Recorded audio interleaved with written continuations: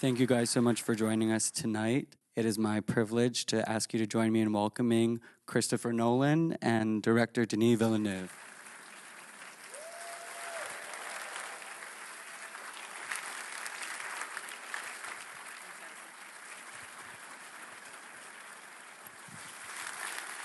Thank you.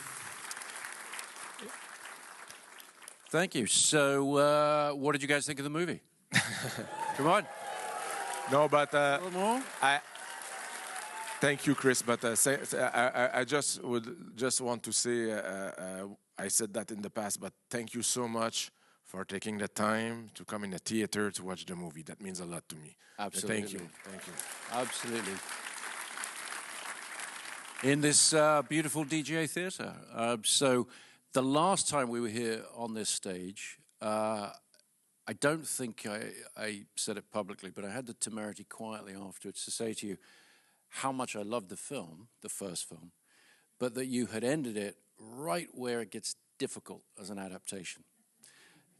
And you took that in the spirit which was intended, and several, years later, Surface watched the second half, and I think just the miraculous job of adaptation, of taking that second half and making an incredible conclusion to the story and continuation of the story. And so I got a lot of questions about how you did that, starting with Usul, Muad'Dib, Paul, Lisan Al-Gaib.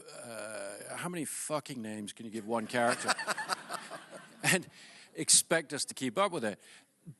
There's a serious question behind that, which is most adaptations, it's a process of condensing things and simplifying things. And I've read the book a couple of times over the years. I'm not that knowledgeable about it, but my feeling in watching both films, and particularly this film, is that this was actually an act of exploring the world further and burrowing into the complications and embracing those and world building beyond even what's in the book, I think. So how did you do that? No, but it's true that my editor, Joe Walker, keeps saying why there's a 2 or 3 names for each thing in these books. That's like reading Anna Karenina, right? yeah, but it was like it's always a boring answer, but it starts with the screenplay where there was a tremendous amount of work that was done to try to create as much cinema and not falling too much into exposition and trying to, let's say that the first movie there was a lot of exposition, but this one I tried at my best. A good example of that is the opening sequence where you have I tried to refresh the memory of the audience just with the camera, establishing all the characters, the dynamics, who is the enemy, who are the good guys, the technologies involved, the limitation of the enemies, just by trying to do that with the custom design, the fight behaviors, the way the Fremen use nature as a strength. All that, and I try to keep that spirit through the adaptation. But it's true that I remember that I made a feature film once in the past that had to deal with a lot of names, and I used repetition, the idea of repetition. And there's something about the use of subtitles as well, where I know that the audience reading a name will remember it more easily. So that's Yeah. I think there's also tremendous support for, you refer to it as exposition, but I think in a way it is just world building and what we're seeing, like seeing the sequence of how the water is extracted from the bodies and the care of that. I don't believe any of that detail comes from the book, does it? I think you're building those things from... There is hints of it in the book. Sometimes I had to fill the gap, from the worm riding sequence, for instance. The Herbert explained to us that they use a thumper, this device that creates a rhythm that will attract the worm. There's the hooks that will help the Fremen to rise a part of the skin so that it exposes a surface of the worm that it wants to protect. So that's why the worm does it. Anyway, etc. Things like that. But it doesn't explain actually how you jump on a worm. and how you ride the worm, and so I had to go with my own theory, trying to figure out I will bring that to the screen, and then to try to. I did like a seminar to my crew how to ride a worm and how we will actually do it, and there was a big silence because it involved a tremendous amount of time. I didn't want to compromise, but it's true that I tried. The book was the Bible, but I was trying to fill the gap. Yeah. Yeah, well, I think marvelously so. And I think extraordinarily with the script in terms of the mythology, the religiosity, the spirituality, and how that culture evolves on the planet, how it's been manipulated. It becomes so important over the course of this film. I didn't see that coming from the first film at all. And I think, once again, it's quite an expansion, is it not, from what's suggested in the book in terms of the idea of the South, the fundamentalists in the South, the different approaches to the prophecy. Yeah, there's when when the first book came out, Herbert, from what I understood, was disappointed by the way people perceive the book. By some readers perceive the book as a celebration of Paul Atreides, and he wanted to do the opposite. He wanted to do a cautionary tale, a warning against charismatic figures. So in order to correct that perception, he wrote a second book called Dune Messiah, where he was hoping that where his ideas would be more precise. And me knowing this, let's say that I made this adaptation more faithful to Frank Herbert than to the book, meaning that it was important that at the end of the movie, it would be clear for the audience that Paul became a colonizer himself, a bit like Lawrence of Arabia, who fall in love with Arabic culture and at the end betrayed it, this culture, and it's the same. In fact, it's the same path, and in order to do so, I had to make some changes, specifically about the religious colonization and having some Fremen that are non-believers. That doesn't really exist in the book. Yeah, the Fremen all believe, but I made some of them the youth, being a bit more contemporary, having decided that they will not embrace those beliefs coming from the outside, that it's a kind of alienation coming from the colonizers. So, and that's what was interesting me in this adaptation, was the idea that the Bene Gesserit sisters, among them, Paul's mother is part of them, are using religion as a tool to control population. Yeah. So that the conflict that becomes so central at the end between Johnny and him, that's pulling forward from Dune Messiah, or that's something you brought? Exactly. The thing is, no, it's not pulled forward. In fact, is that she in the book, she's in the shadow of Paul. In the second half of the book, she disappears in his shadow. She's a believer. She follows him, and I thought that there was an opportunity there to have her become our moral compass. That the whole structure of the movie is constructed on their love story. And we see them, he falls in love with the girl and the culture, and then their love is tested by the politics of the world. There's tension rising, they split, they separate, and the movie, in the third act, we start to embrace her point of view. And that's the way I thought it would be possible to bring this idea of cautionary tale, having her point of view, that she judge, she's not, she disagree with Paul's new decisions. Yeah. I mean, in a way, she's seeing the fulfillment of the prophecy as self-fulfilling, as manipulation. Yes, exactly. And so the interpretive question I have is, through the film, there's a tension between the spirituality or the mythologizing around the prophecy, about whether it's believed in or whether it's an artificial contrivance by the Bene Gesserit. And so I'm curious as to whether you have a definitive view on that. I mean, it's full Bene Gesserit power there. Right. Yeah, I think that I never was interested by the idea of the chosen one, or the Right. someone that will come with special powers, or I think I loved the idea that they will implant and the population believes in order to control them, in order to the land would be ready for to be controlled, yeah, and having this boy that is oversensitive to a substance, and I tried to make this adaptation with as less, let's say, magic or fantasy as possible, trying to always to, if possible, to stay as grounded as possible. That there's always an angle where you can almost explain it. Yeah. Well, I think that makes it very distinctive because we're so familiar with this concept of the one, or the Messiah, with no explanation as to why, or how, whereas this film is rich in explanation, mythological explanation of how this prophecy has come about, what it represents, and there's a greater purpose to it. So I think it makes it very distinctive. But the thing is that I'm not interested by the fact that Paul is special. I'm interested how the other people are looking at him.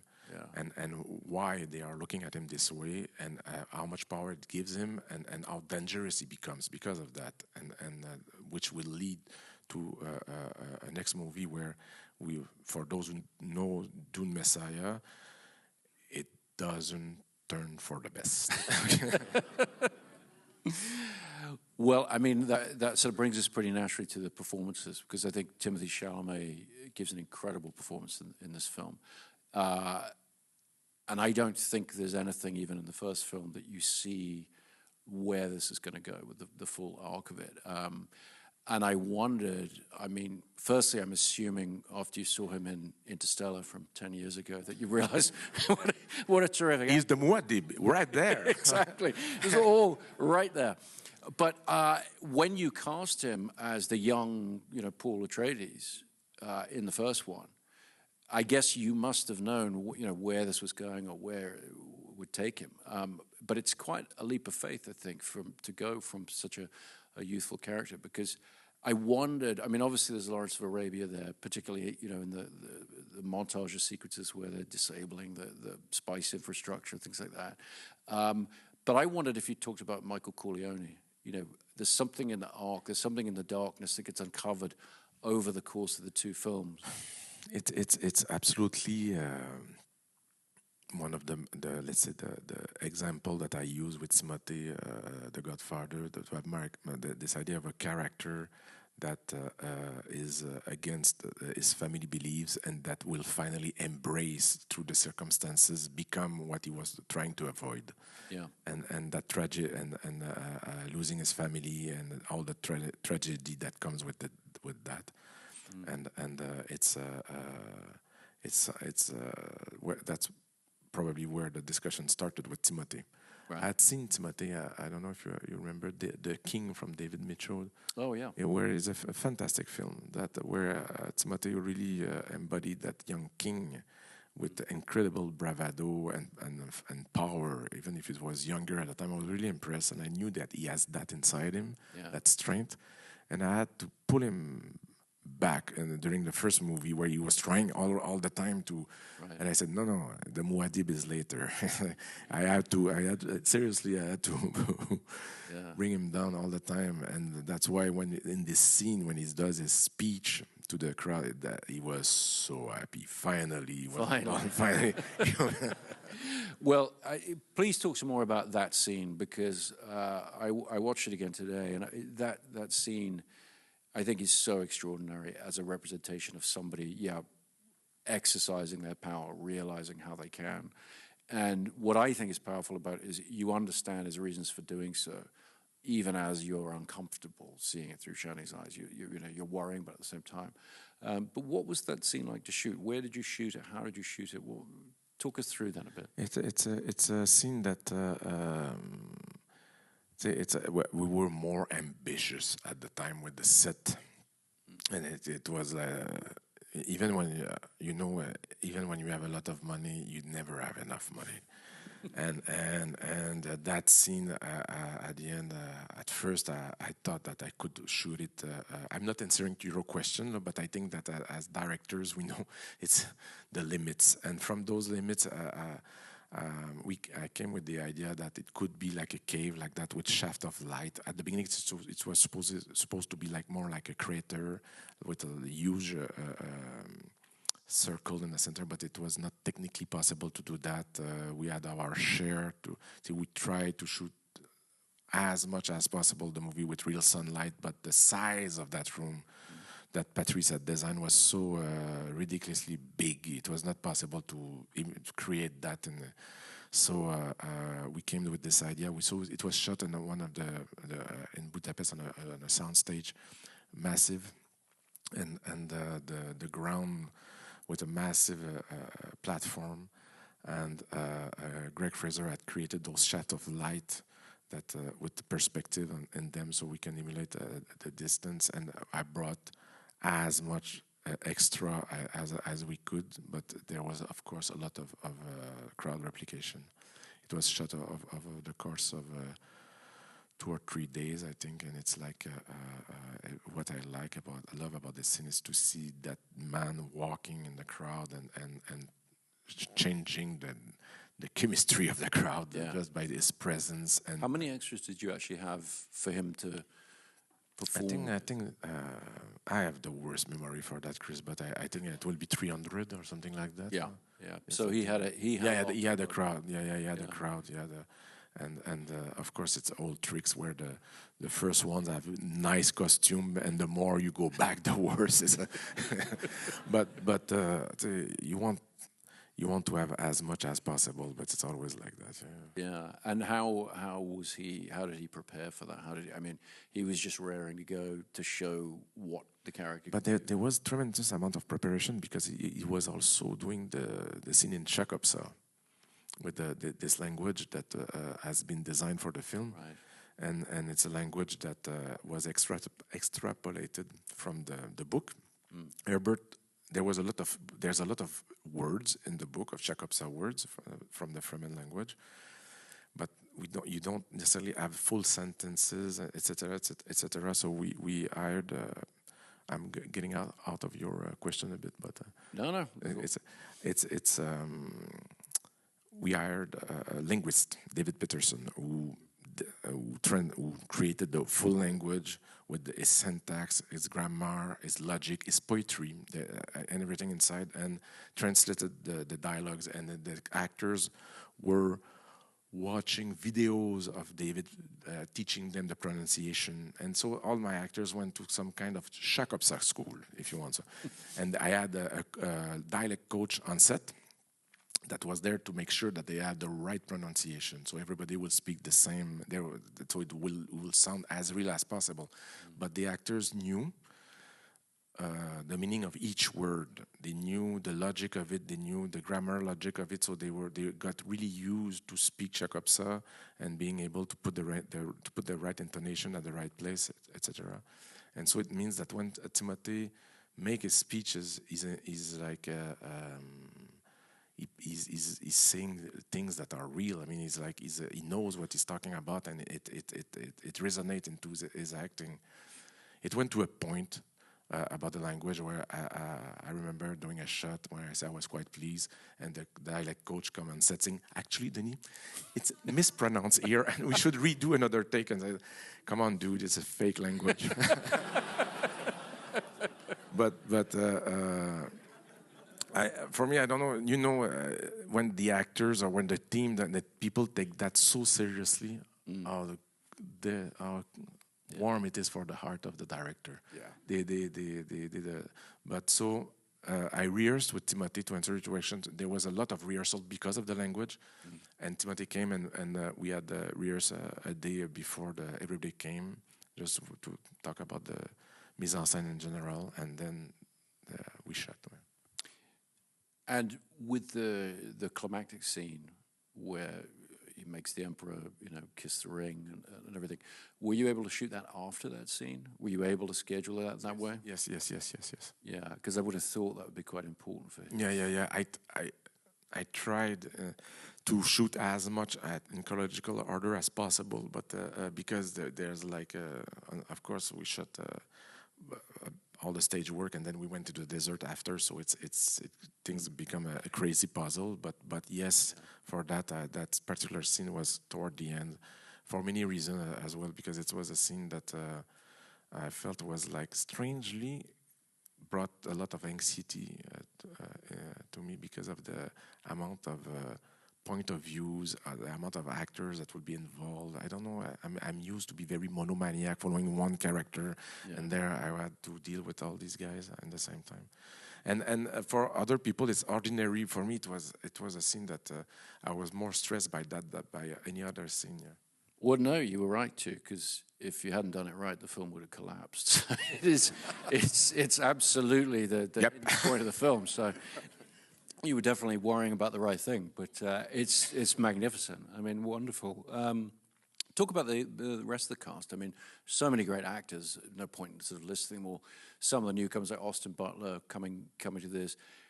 Giedi Prime, that whole world, showing that for the first time. How was that? It's one of the first thing we shot.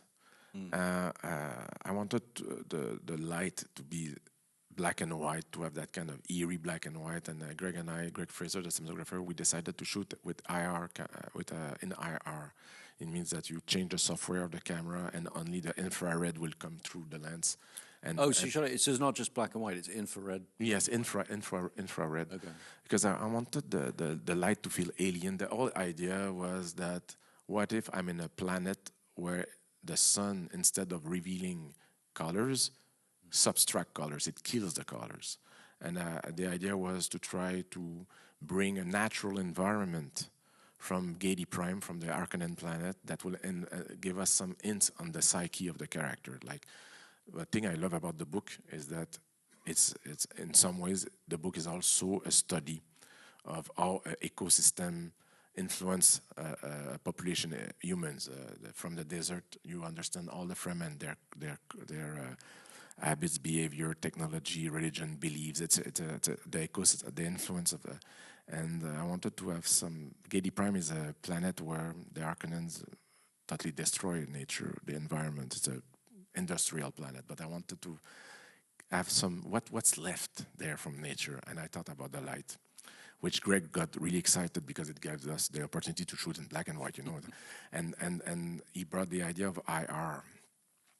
The thing with IR is like it looks amazing, but there's no way back. I mean, it's like I explained that to Mary Parent, that I adore, because she's fearless. She understood the power of it, but it is what it is, and what is interesting with IR also is that the skin becomes almost like vampire skins. The eyes are very peaky. But it reacts, the fabric and everything reacts really strangely. Like, for instance, in IR, maybe my pants will be white and my shoes gray, and we had to retest all the costume and redo the costume according to. So when Fedrota, Austin Butler character, walks in the arena, he doesn't look like a clown. I wanted them to stay black, and so it's there was a lot of testing with that, and we shot that again outside. Constructed a big area with white sand, and that became some kind of. I hated myself because I realized I had created a kind of giant microwave. It is by far the toughest shoot I ever done, because we spent it was like I don't know, 10 days in that box, and it was like 50 degrees Celsius or something like that, and people were collapsing because of the heat. And that's where, and I was starting to work with Austin Butler for the first time there. And he was with his makeup, with his armor, doing his choreography, always smiling. I was trying to push him back in his trailer. He didn't want. He wants us to stay with me with the camera because he had too much. He's an incredible spirit. And me, I started the part 2 on fumes, running on fumes, because we had just finished part 1, did press, award campaign, prep, and I didn't have the time to even an hour to rest. And so the thing that kept me alive, during the whole shoot were moments with Timothy when he make his speech, or when Austin was cooking alive, and he was still smiling. That I don't know if you experience it when the actors bring life and from the and the energy. Incredible. And where were you shooting that then? In Budapest. Yeah. Oh, in Budapest, just in the sun. Yeah. And do you always start with something challenging? Because obviously that was one of the most challenging sequences in terms of, from a technical point of view, having to test. We had a little pre-shoot in Italy before, so that was not the sequence where the princess and the Reverend Mother are, bless you, they are chatting together in those gardens. That is a little pre-shoot in Italy. Warm up. Yeah, warm up. But honestly, I like to start with things that are a bit intense, just to go back in the mud and wake up. Yeah. And also the accent, the voice that so clearly relates to the Baron. Was that planned? Was that something you challenged him to do? I mean, it's a remarkable. The truth is it's something that we talked about at first, and I think it's an idea that come from Austin. He said, "What if?" And I said that would be brilliant. Can you do that? Yeah. Yeah. Oh, it's amazing. I think it adds so much. So let's talk a little bit about the technical aspect. How are you realizing this world? Because what I said when we spoke about the first one, and I felt even more with this one, is there's such a fantastic relationship between the design, the world that you're building, and the use of digital effects, the use of visual effects with practical effects, with what you're building. How do you manage to make it so cohesive when different people, different departments are doing things? So often on a movie set, a green screen is put up and the problem is just kind of punted down for somebody else to solve later on. How are you? That's clearly not the case with this world building. It's so cohesive. You believe in these environments so much. So talk us a little bit through that process. How do you keep that in that way? Man, the thing is that it's all it's all in prep. I mean, it's like my production designer Patrice Vermette is very, very, very precise, and his artwork. Greg Fraser will tell you. We're looking at the artwork very often, and the idea was trying to match that and to be faithful to the spirit, because I insisted right from the start when we did part one that the way we will use light, the spirit of the light, the texture, the contrast, all the artwork will embrace that, to try to be as precise as possible. It's the first thing I've done. In fact, I hired concept artist. I was alone with him, and it was just to find the alphabet and the main lines of the Arrakis, but mostly to find the color palette and the light, to make sure that and from there so there's something that we can always bounce back, and it's very, very precise. Yeah, it's not I think that I learned the hard way, right? And how much before I made the mistake not to pay attention to that, and then you arrive, as you said, and the VFX are left and right, and it's like, so to be sure that everything is aligned from the start with the spirit of it. We have like very, very a Bible that everybody needs to follow, and it's very precise. Yeah. And how much is Patrice able to build? How much are you building practically in terms of sets? As much as possible. Yeah. As much as we can, and always keeping the set extension for what is behind. Almost, if it can be out of sight of the actors, I strongly believe that it's easier for the actors to focus on the internals, the things, their psyche, what they have to go through. If they don't have to think about if there's a table there or seats, or if the walls exist, it informs everybody. And even as we shoot, I mean, for me and the cinematographer, I mean, so it's like I try to build as much as possible. It gets tricky when you do a spaceport. Mm-hmm. Of course, we have tricks for that, but otherwise, when we're inside, we try to build as much as possible, and outside we go in the desert. So. And what about the vehicles? Are you building any full size? I mean, Yeah. The ornithopters were built. Yeah. Yeah, so they're there. The actors can get in. Interact. Yeah, exactly. Oh, that's fantastic. That's paradise when you can have your own vehicles like that. Like Yeah, that's fabulous. Batmobile. Okay. And desert-wise, were you shooting? It looked like Jordan. Was it Jordan you were shooting? We went back to Jordan and we went back to Abu Dhabi. In the first movie, we shot a bit on Jordan and a tiny bit in Abu Dhabi. This time, we spent a lot more time in Abu Dhabi, Right. in the deep desert, and we were shooting in a cooler moment of the year, so I was able to do full days. Right. As in part one, we were only able to shoot early morning and late at night, but not late at night, late in the day. Sorry. But and this time we spent a lot of time in the desert, which is incredibly inspiring and incredibly exhausting. Yeah.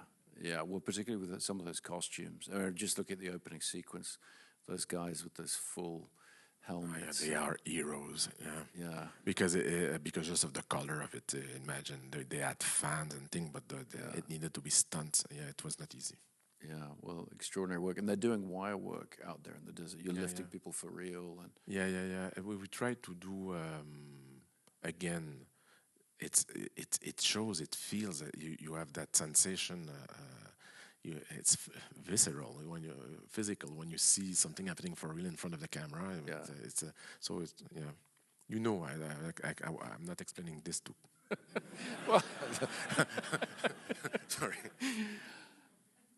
Talk a little bit about the music. Hans Zimmer, the great Hans Zimmer, really moving on from the first film. I mean, it's so cohesive with the first film, but the love theme is absolutely beautiful, and it's a really very, it's a very moving score and very unique. What was your process working with Hans moving on from the first film? But the thing is that, of course, there were new elements coming, like the Arcanans, or there were a lot of new themes that needed to be done. But the first thing I said to him is that the most important thing, Hans, is because as like the structure of the screenplay, it was based on that relationship, the intimacy between Paul and Shani. I will need a powerful, a strong love theme. And Hans, I mean, when I say love theme, he became white like a piece of paper. And I said, what's the problem? He said, those are the most difficult.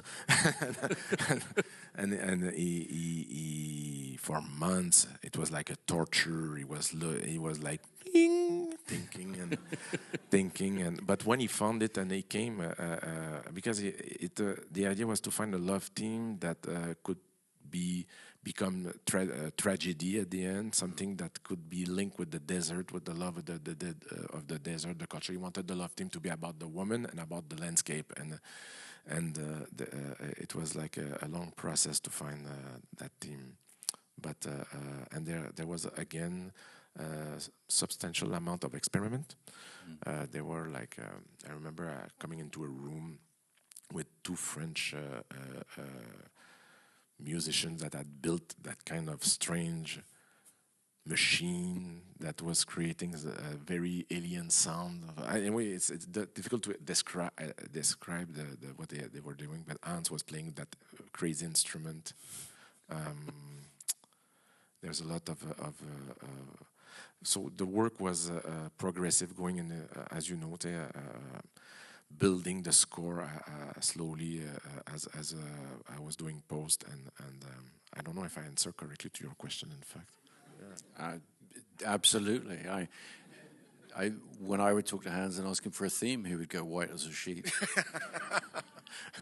But no, I think it's incredible the way he built the whole thing, and it to me it speaks to something, and we have to wrap up soon. But to make the point that when you made the first one, these are not films that were shot back to back. There wasn't one big thing, which is often the case when things are divided into parts. So when you set out to make the first half, you did not have a green light for the second half. You had no idea whether you'd ever, and presumably the actors didn't know whether they'd be able to finish the story, or I mean, that's mad. No, but there's something beautiful in that because it's like it's honest. I mean, if it works, and I always felt the truth that I had massive support from Legendary. I mean, they were like strong believers in the project from day one, and when they saw the cut of the movie, I knew that the chances to go back on the Arrakis were very high. It would need a true disaster to, because they really loved the first part, and we all wanted to do the second one. But I love the honesty of that. And I remember being in the desert, I was doing the final scene when they walk on the rock and saying to myself, well, that may be it. I mean, I let's enjoy it. I tried doing part one to bring as much of the old dreams I had from the book on screen. So if ever it was the end, at least I will have fulfilled a part of it.